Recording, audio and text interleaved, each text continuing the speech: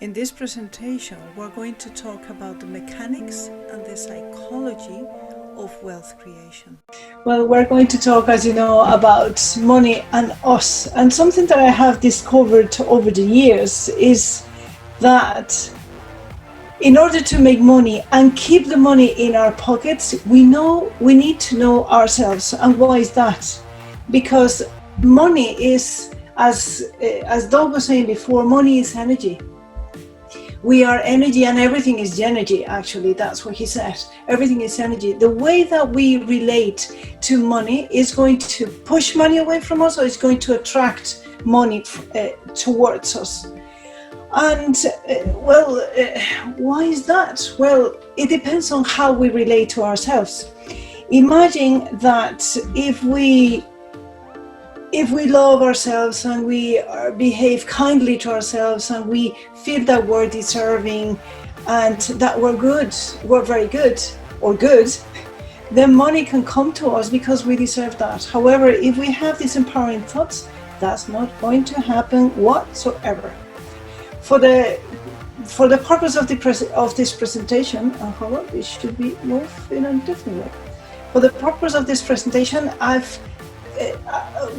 going to consider two parts: the mechanics, so to speak, which is the wiring. And what do I call the wiring? The wiring is who we are because we weren't born that way. I was born a girl, that's it. I was born, I don't know, dark-haired, that's it. That's the way we're born. And then the psychology comes from the experiences, comes from our life, comes from what has happened to us because our vital experiences. That being said, whatever I say here today, just don't believe me. Go there, find more information in YouTube or wherever you want to find it, and experience it yourself. Because at the end of the day, what matters and what we believe is what happens to us.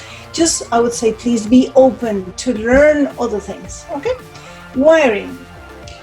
Let's go to the wiring. There are many tools out there that will help us get to know how our behavior is. The one tool that I found that is very simple to use, very easy, and gives us a lot of information is this one, IMA. IMA stands for Identify, Modify, and Adapt, and it has to do with the way that we behave. I'm going to invite you, please, and if that's okay, Judith, could you be kind enough to go to, on your phone or computer, to www.THYSELF.com and share with us? Would that be okay? Let me see what you did is saying. I think I need to stop it here. Would that be okay with you, Judith? If so, share your screen and you can show us I'm going to give you, hold on, now, is that okay? Yes, I'll try. If you go to share screen. I go, wait till I find. Go to share screen and find the website, which is www.THYSELF.com. And everybody, please do the same. THYSELF.com. Oh, sorry. www.THYSELF.com, as it was in the presentation. Sorry about that. THYSELF.com. It's just 10 clicks of a mouse, and it's going to give us a lot of information. IMA questionnaires, is that it? Yes, oh, yeah. That one, yeah. Can you share it? 1 second. Thank you. The kind of information that this questionnaire is giving us is, oh, by the way, when you're answering, guys, and I know that you're answering behind the scenes here, there is no wrong answer here. Everything is correct.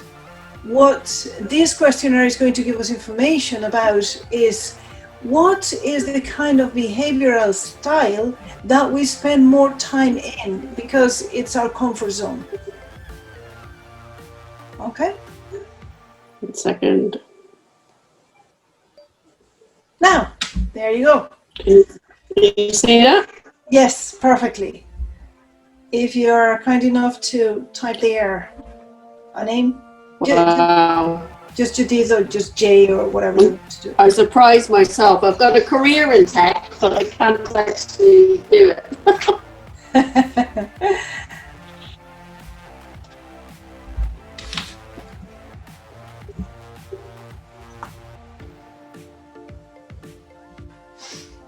Are you typing? Yeah, excellent. Okay. You got to start.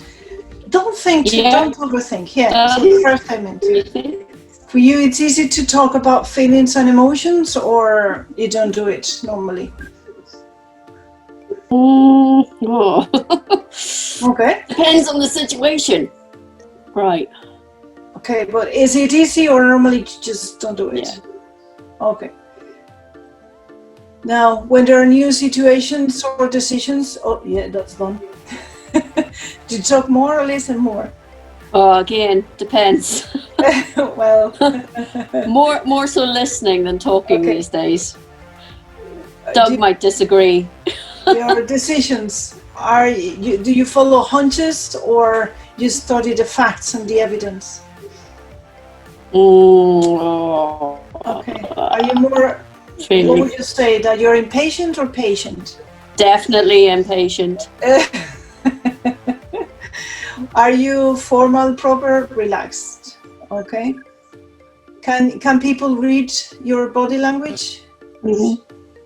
Okay. What do you prefer, to have fun or to get everything done?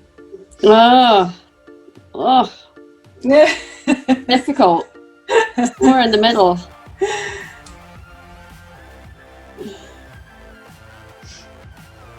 Are you assertive or you doubt? Okay. Competitive or not? More competitive. Okay, now you click on finish, please. And our friend James Knight, who put this together, will let you know what color you are. Oh, you are high yellow. Excellent. Thank you very much. Thank you very much. Okay. And as I said, there's no good answer or bad answer. There's nothing. You could get any 4 of these styles. Okay, let's go to the first one, just to start by one, which is the high red. Like Owen is a high red, for instance. What's the strength? Leadership. The weakness? Impatience. What drives him mad? Indecision. What is he looking for? Productivity. And looks to control. He likes control. High red behavioral style. Something they don't like is being hostile. What they love is control, control, control. And they want to know what something does and when can it be done and what's the cost. How do they like things done rapidly? And not to place to go is waste the time. Music to their ears is talking about goals and they focus on results. So this is the behavioral style of the high reds. You will understand that in order for you to talk to, for instance, a high yellow, like you, Judith, to a high red, how are you going to talk to that person? Well, in headlines, go to the point, talk to them quickly, don't go to them with problems, offer solutions, and tell them how much it's going to cost. And you're done, you're out of there. In the case of high yellows are enthusiastic, they have many ideas, they love recognition, approval, fun, applause. Of course, they don't like your rejection because it's the opposite. Routine is boring for them. They like things to be done dynamically and with loads of art, but if possible, with a little bit of effort.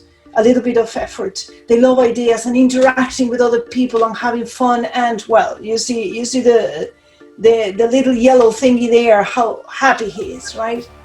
How to talk to a high yellow then, not like a high green. If you want to talk to a high yellow and for the high yellow to understand you and to hear you, you've got to do a lot of, you've got to put a lot of energy. Just like when Doug was talking to us, That's a lot of energy. That's the way to do it. Enthusiasm. Talk to them about new ideas, new things to do, different things to do, variety. And of course, never forget the recognition. Be careful, because high yellows might go after the next shiny object and you lose them. What happens with the high blues? They love listening. They are indecisive though, because they don't move as fast as high yellows or high reds. They move slowly and they are risk averse. They can't stand insensitivity, because for them it's all about acceptance, friendship, people getting along well, stability, friendliness.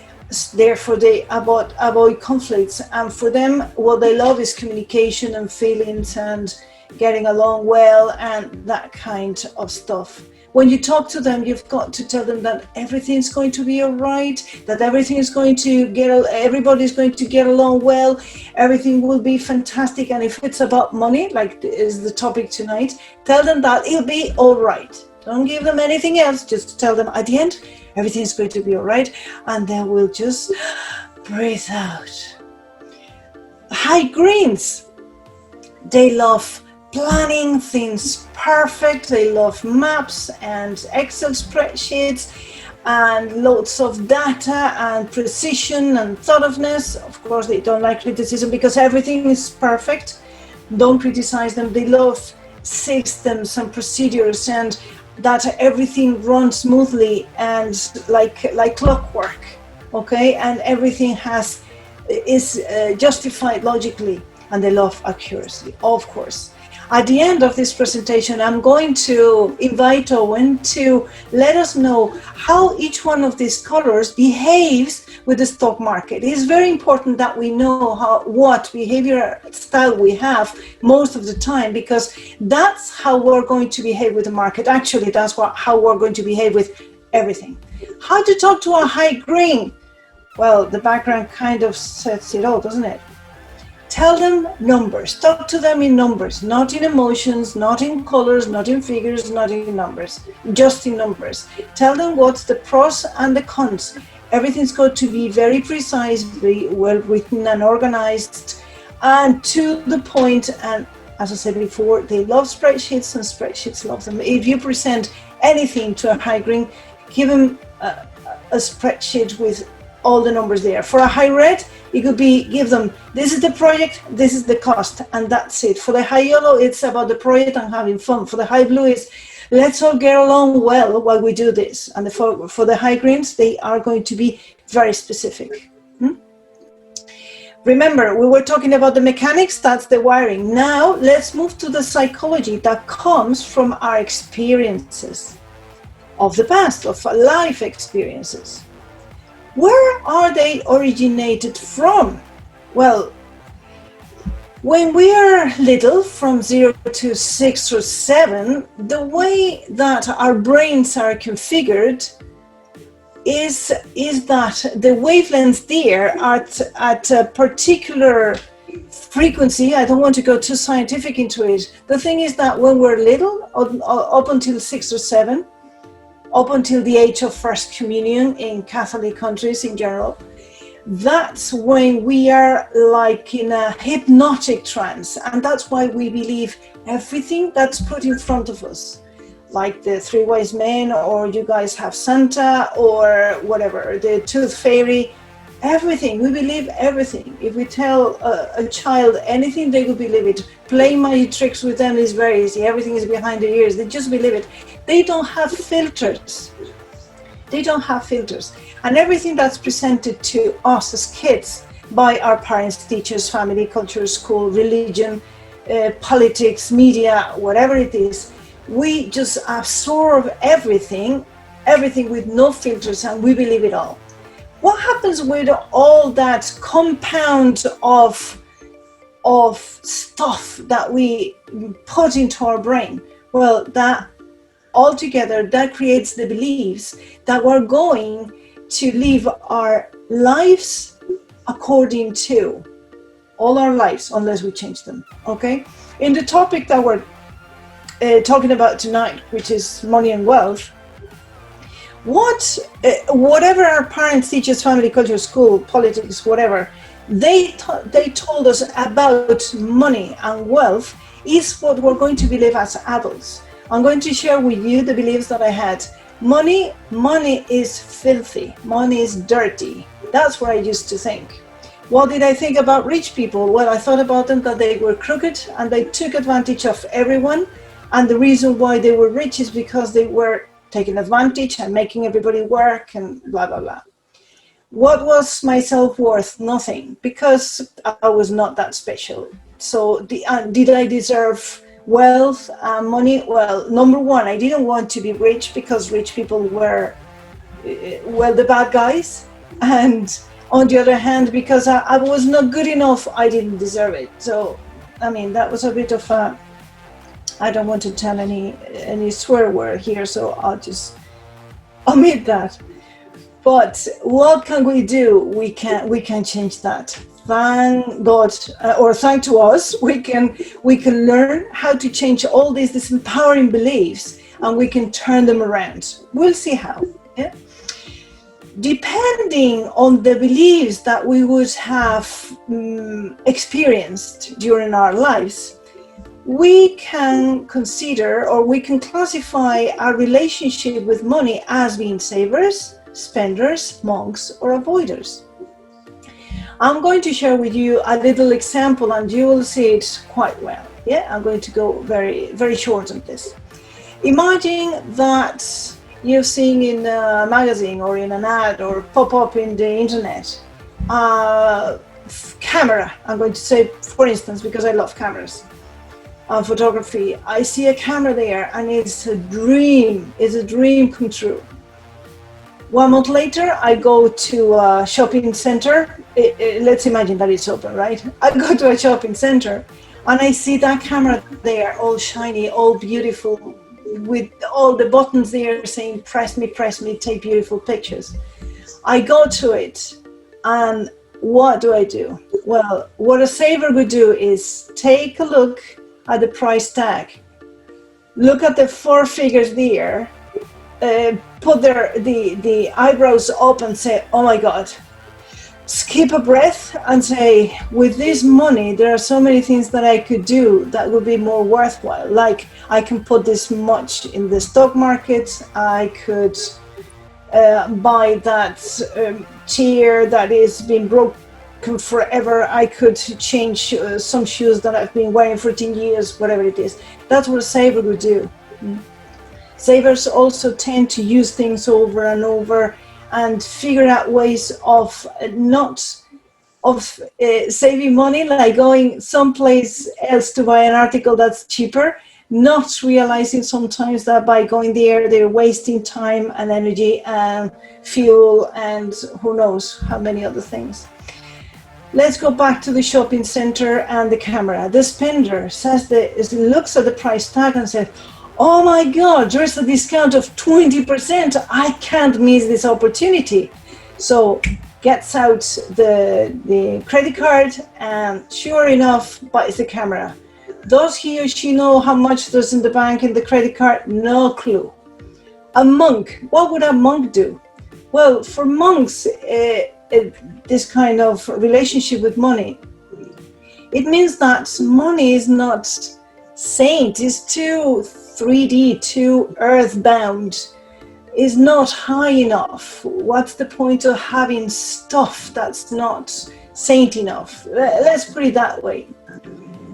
And an avoider sees the camera and thinks, I think I need a camera. However, well, I don't have a reference of how much is this discount. Is it worth it? Is it not? How much money do I have in the account? Oh, I don't really know. Have I brought my cards with me? Do I have money? Well, I couldn't be bothered. So that would be pretty much an avoider.